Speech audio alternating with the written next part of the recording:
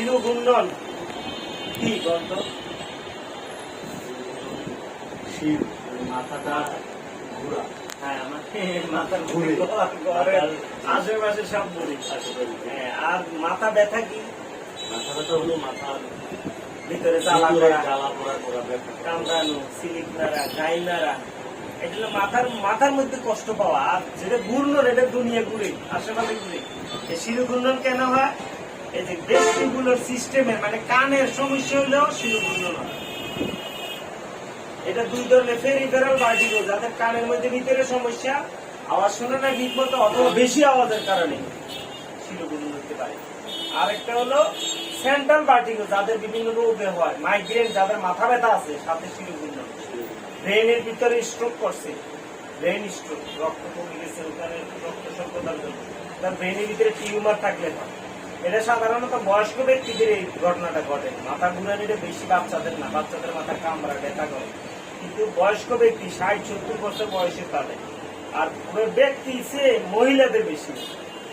আর যাদের মাইগ্রেন আছে তাদের আবার মাথা ঘুরানি যুক্ত হইতে পারে, মাথা আঘাত লাগলে এটা হইতে পারে, মাথার ভিতরে কোনো সংক্রমণ, কোন ধরনের ইনফেকশন থাকলে, কানের আঘাতপ্রাপ্ত ব্যক্তিরও এটা হইতে পারে।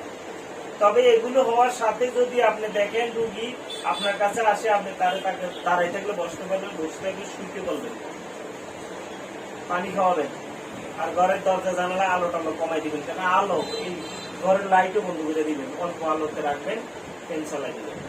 তারপরে তীব্র আলো আইসে পড়লে মাথা ব্যথা বাড়ে, মানে শিরোঘূর্ণনও বাড়ে, ব্যথাও বাড়ে, শিরোঘূর্ণনও বাড়ে। এরপরে যদি দেখেন না তীব্র ব্যথা হচ্ছে, তাহলে কিন্তু এটাকে আপনাকে ধরে রাখবেন না, হাসপাতালে পাঠিয়ে দিবেন। কথা বলতেছে জড়তা বাদে, চোখে যদি দুইটা দেখি, হাত পা যদি অবশ্যই যায়, গান হারানোর ভয় থেকে জ্ঞান হারাই ফেলবো, তাহলে আপনার চেম্বারে চিকিৎসা করবেন, এটা বললেন হাসপাতালে নিয়ে যান। তবে এই তীব্রতাগুলো না থাকলে আপনি সকালবেলা যদি শিরোঘূর্ণন হয়, আপনার কাছে আসেন রুগী যে আমার প্রত্যেকদিন সকালবেলা এই সমস্যা, তাহলে কি ওষুধ দিবেন সেটা চলেন আমি রেপার্টরি থেকে দেখাবো।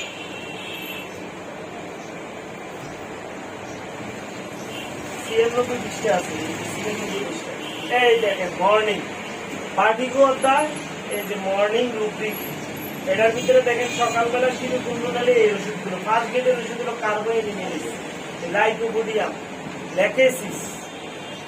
আর সেকেন্ড গ্রেডের ওষুধ হলে নীল বর্ণের, এই টেলিক্স, এগুলা।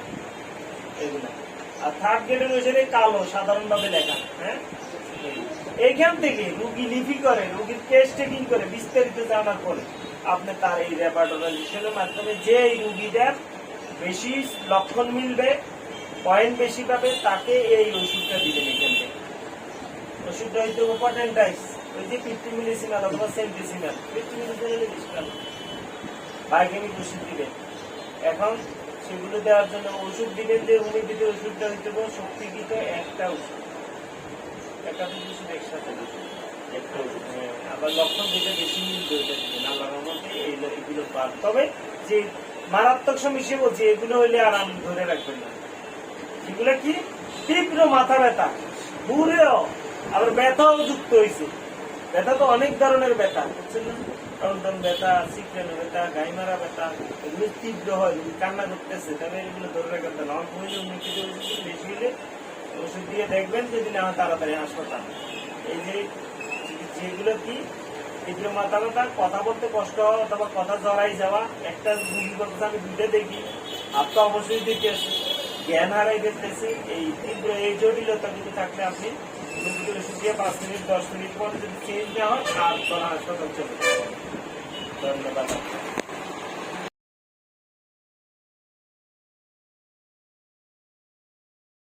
বিষয় হলো সন্ধ্যাকালে যদি মাথা ঘুরায়, এই রুগীরা আপনি হোমিওপ্যাথি ওষুধ কি দিবেন এটা আলোচনা করেন।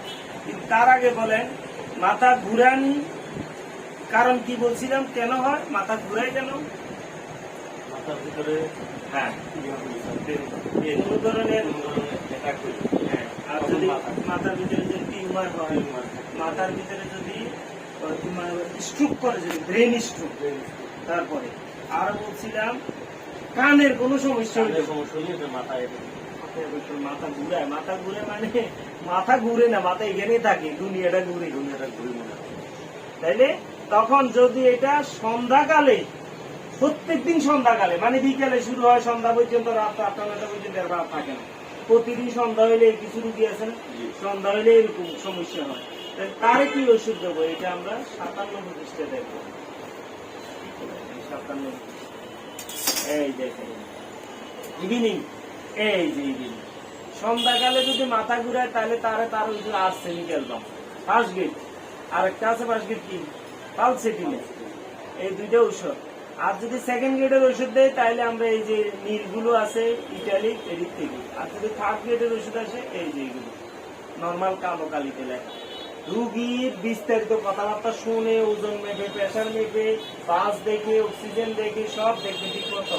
তার দেখবে তার বিস্তারিত বর্ণনা নেবেন, রুগীর পরিচিতি নেবেন, আর শারীরিক মানসিক সবগুলো, আগে কোনো ওষুধ খাইছি কিনা এইসব তথ্য নিয়ে টেস্ট করে, তারপরে রেপার্টরি করে, রেপার্টরাইজেশন এই ওষুধগুলো থেকে আসবে একটা ওষুধ দিবেন। আল্লাহ রহমতে দেখবেন তার এই বিকেল বেলা আর মাথা ঘুরানি হবে না, বা বিভিন্ন সময় হচ্ছে এখন দেখবেন তো মোটেই আর হচ্ছে না, আর গাড়ি ঘুমাবে ইনশাআল্লাহ। ভালো কাজ করে।